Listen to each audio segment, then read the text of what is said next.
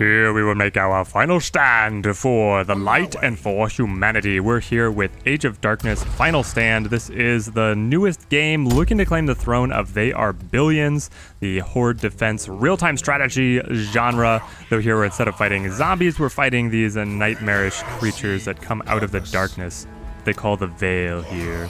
So we and our warriors have to push them back. Check the timestamps if you want to jump right into the action of the big combat waves. I'm going to play through the entire preparation up to wave 1, and then right before the wave crashes in, I'm going to do a review of our economy as it stands, and also our defenses, all the preparations that we've made up to that point. So you could just jump right in there. But first, we want to be able to establish our basic economy. That is primarily lumber. We want to be able to get the lumber camps going. That is the basis of all of our early game building. So it's going to be important to be able to explore around. Oh, and there we go. We got the lumber camp we have afforded. As you saw, I started with a house, which might seem like a little bit of a detour, but at the very beginning of the game, you have to wait for 2 ticks of your gold income anyway, and you have enough extra gold to be able to afford that house. So that will provide us with just a tiny bit of extra tax income, and we want to be able to maximize everything that we possibly can. There's a lot that goes on in this game, a lot of micromanagement, and so you can just pause at any time to be able to manage things. I'm going to try and keep the video flowing as much as possible, and we're going to try and clear all of these horrors away from our home base. Try and figure out where the best choke points are. Get a few more houses here. Being able to increase our tax income early on, very important. We're not going to be able to utilize the extra population that they afford us right away, but we want to be able to get that gold income as high as we can, as soon as we can. This looks like a fairly defensible opening position. We can defend in one position, kind of have 3 avenues to our central keep. Now we want to be able to figure out where we're going to lay down stone. This stone right here is terrible. Only a deposit of 3 stone tiles is going to really starve us, so we would like to be able to push out and find a little bit larger of a deposit to be more effective with where we are sending our early peasants. That's what we're talking about. Look at that deposit. That is incredible. That's where we definitely want to start with our stone. Now the quarries are fairly expensive. We probably want to be able to have an additional lumber camp before we dive in. Is it? Yeah, it's conflicting over there. And then this is in shadow. So if you don't have line of sight, you're unable to build there. Like if the fog of war rolls in. So we're gonna have to pull our guys back. We aggroed a huge group here. All right, we're gonna pull these guys back and then run the archer around to be able to give us sight of where we want to build our lumber yard. If we can nestle it into the forest here, I think that'll be a pretty good spot. Make sure that we don't get too overzealous with our combat that's happening simultaneously. Ooh, 16. That's, yeah, it says decent. Decent is great. You don't see the bountiful level, which is the level above decent, very often for wood. You're going to see it all the time for food production. You're going to see it fairly often for the mineral production, but let's figure out where we want to be able to begin our food production. I think just getting some of the early food huts right around the keep is pretty effective. There we go, they're finally dealt with. Now we want to keep on exploring, making this space safe for our miners. Ooh, okay, get this guy out. Too low health. Our units all regenerate health just automatically, so we're not worried if they take damage here, but we want to be able to pull them out before they actually die if they're getting critically low. There we are. We're still waiting for enough wood to be able to establish another food hut. Yeah, we got a few expansions here that we can roll into fairly quickly. The only thing is that it looks like there's no excellent choke points around here with the stone. It's very exposed. So we need to be careful with how we set this up. Hopefully those resources were not maxed too long. I don't think I missed anything too bad there. I'm gonna go in with more lodges. Where do I want them? Up against the tree line is usually a pretty good spot. They don't conflict with the lumber huts being able to gather their resources. step towards the abyss. Our first night dawns in 1 hour. Again. When the horrors regain their ambition and strike against us. I'm on it. Okay, we've aggroed them all together.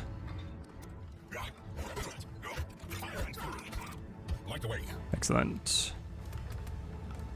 I think that we need maybe one more lumber camp. Honestly, putting the extra lumber camp right here, if we're already going to need to defend this area, could be an excellent idea. I like that. And an 18 on top of it. All right. We got ourselves a spot. We got ourselves a great spot. Now the key is going to be holding it. So we're going to go to defenses. We want to be able to plaque down a tower, but we'll have to wait for another tick of gold income to be able to afford it. Just get an idea of what is all around here. Oh, what is around the corner? More nightmares. I spy with my little eye more unspeakable nightmares. Onward. Travel games in this hellscape are extremely predictable and boring.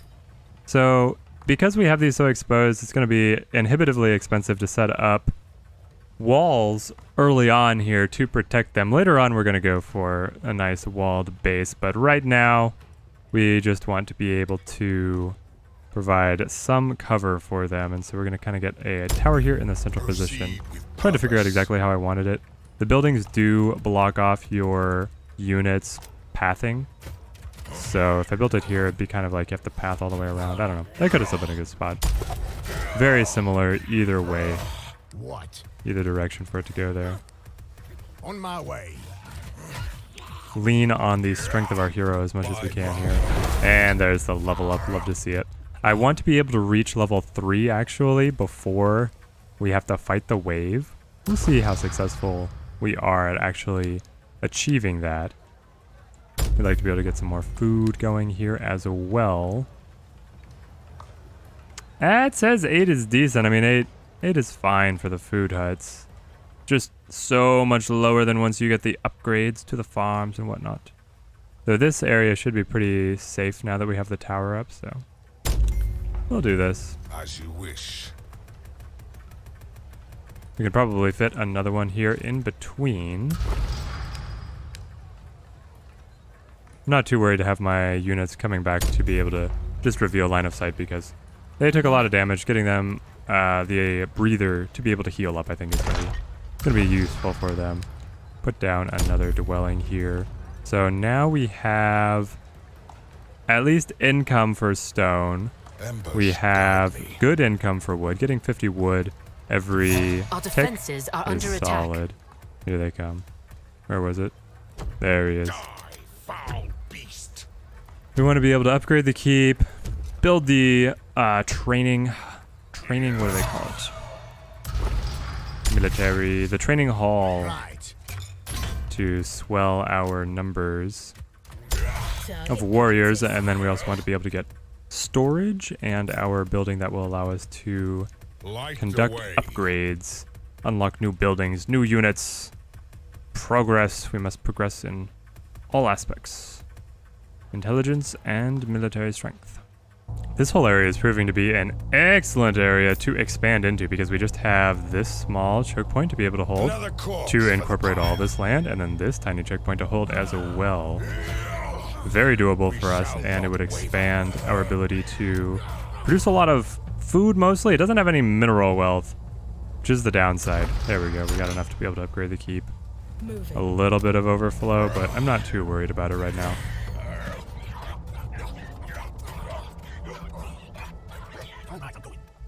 Ooh, this makes me very unhappy. There is a little hidden path right to the keep. I didn't want that to be the case. Alright, we're gonna have to be wary of small incursions into our residential section.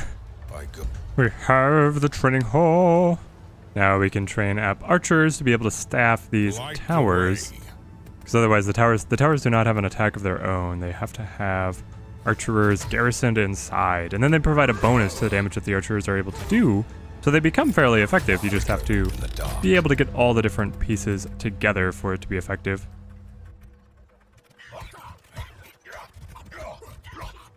The wood workshop will now allow us to research upgrades and brand new buildings. We want to be able to get the farm and the lodge. Access to those is going to be crucial. The other later tier upgrades are going to require really expanding our economy and how much we can produce, which is going to be tricky. We found a very odd but also very rich iron deposit over here.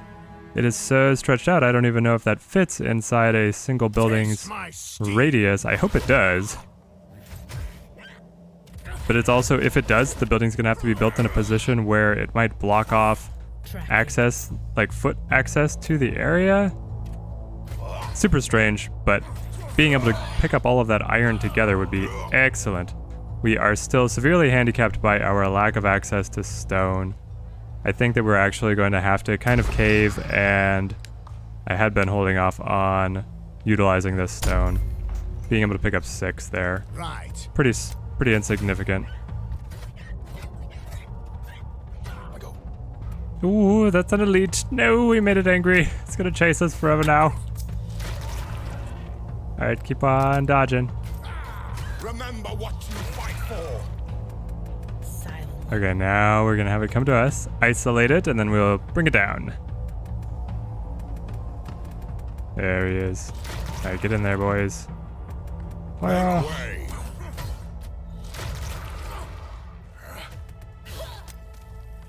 Oh no, it got...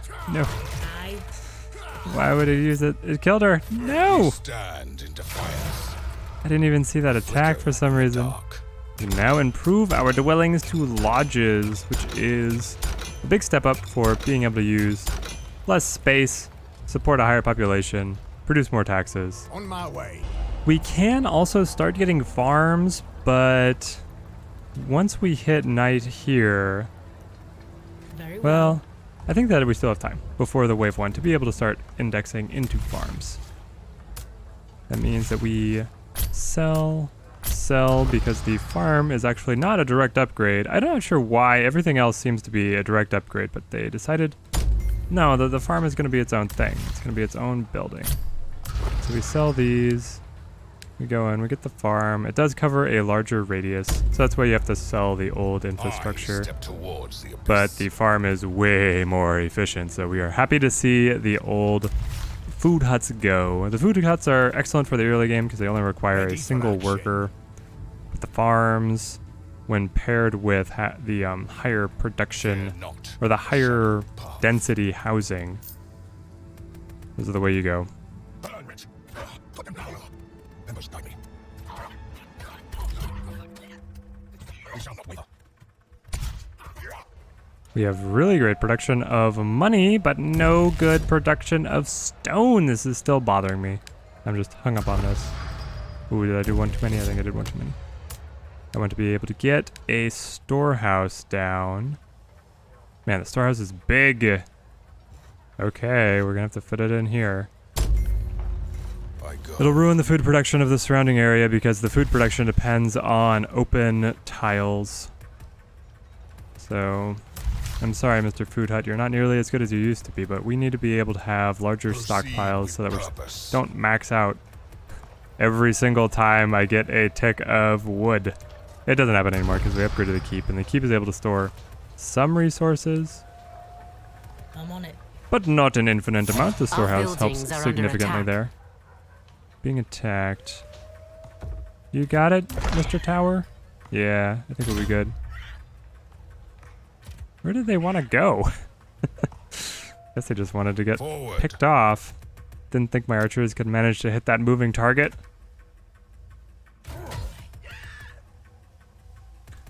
Let's head down here, clear out the area around the point of interest. There are 2 types of points of interest. One will look like a little Make way. camp with tents and whatnot, and then the other is going to look like this stone chest with the lid slightly ajar, revealing untold treasures. As you wish. Pull back to the tower. Have them support you. This is an elite. When he dies, he's going to explode and cause terror amongst all around. Pull back, pull back. The way. Ah, there it is. Okay, well, that will delay our campaign. Head back to the keep. May the light of the keep reinforce the resolve in your hearts. Our first Death Knight is around the corner, the very next cycle. The day before the big attack, it is revealed the direction, the crystal from which all of the nightmares are going to come. So they're going to be streaming down this direction to crash against our base. We have no defenses up here right now. We're going to scout up a little bit, be able to lay our first defenses out. I think this stone right here is actually fully blocking the path, so this is more of a choke point than it at first appears. We can wall from here to here, and that will keep us relatively safe.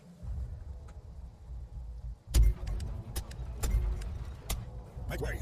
There is our first line of defenses. Now we just need the men to be able to hold them off. Ready for action. This first wave is going to have 270 something enemies. I forget if it's exactly what the count is, but it is going to be a meaningful horde even on your very first night.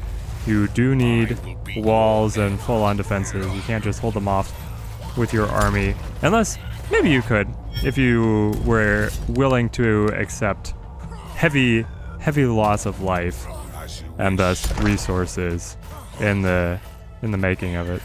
There's more iron. Small iron deposit, not nearly as big as the other one that we discovered. Probably more defensible though. What we really want is more stone. Upgrade The complete. scarcity of stone right around the keep Forward. has been a significant hindrance of us so far. Still, the key here is that archers cost stone. The warriors, just the swordsmen, cost gold and wood, and then the archers cost gold and stone. So to be able to make our towers worth anything, we need more stone to be able to outfit archers. Light the way. Why thematically they use stone, I have no idea. Perhaps arrowheads. Perhaps some technology of their bows. But it makes sense gameplay-wise for stone being a valuable early game resource to put that on the archers. Into the towers, ladies. And then as soon as Yes? you come out, you're going to be ready for the second tower. Archer ready. There we are. Now we want to invest in thicker walls. Hold them back longer. They can easily claw their way through. What do we have so far? Hopefully not so easily claw their way through all of this. Oh no, it's aggroing them across the map. Is there a hold fire? No, there's not even a hold fire on the towers, so you just gotta take it. That's what they're gonna do. The Death Knight approaches. Here we are with our very early base. We have an extension over here, being able to grab an excellent deposit of stone and an excellent lumber Upgrade. yard. So we're just kind of using towers to be able to cut off these early zones. We've hit the upgrades to lodges and farms in most areas, so we have a very sizable gold income. And then we have walled in the direction from whence the hordes will first attack us. Will we be able to survive this initial wave? Here they come.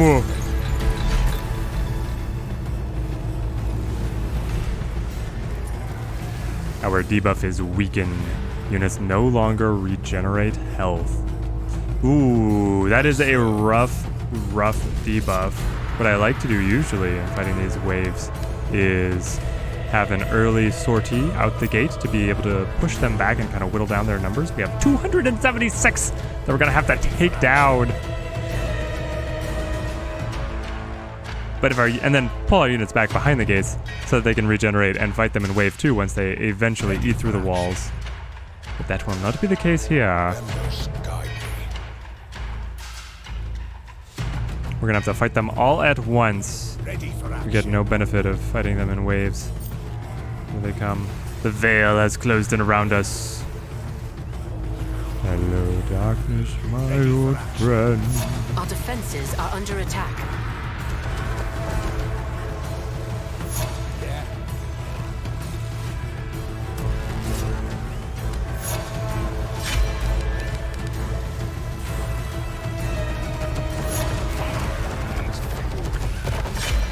Oh, and they have an elite? Okay, that's not fair. That is not fair. Archers, Shoot that elite for me. Bring him down.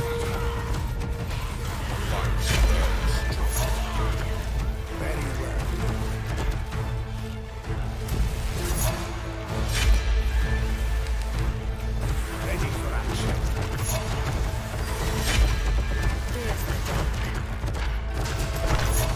Did he drop? Our hero's level 3. That means we can activate his fire sword ability, which will do damage over time to all the enemies and gives him a damage buff. The archers in the towers finally brought down the elite for me. Able to shoot him out of the horde. Now we just have to fill in the gaps in the walls with the bodies of our defenders. Your shields will defend us where the walls could not. Make sure that we can micro the hero to do as much as he can. If you want him to attack somebody, you have to keep on clicking it because he's only going to swing once and then he's going to go on to somebody else. Just, he's so close to being able to one-shot an entire group of them. Maybe next level. 18. 10. Victory! Wave 1 in the books. Easy, guys. Easy. What blessing will we take as we bask in our glorious victory? Nightmare fuel units are fully healed when they are horrified. Not great because you don't want them to be horrified. And if they are emboldened, which is their veterancy stance, then they don't get horrified, so they will not get the benefit of the heal. All buildings vision radius increased by 30%. All new buildings cost 15% less resources. These last two are both really good. Being able to enhance your building's sight range is critical because of the restrictions and only building in areas where there's no fog of war, and also being able to see enemies as they are incoming. But I think we're going to go for budget carpenter here.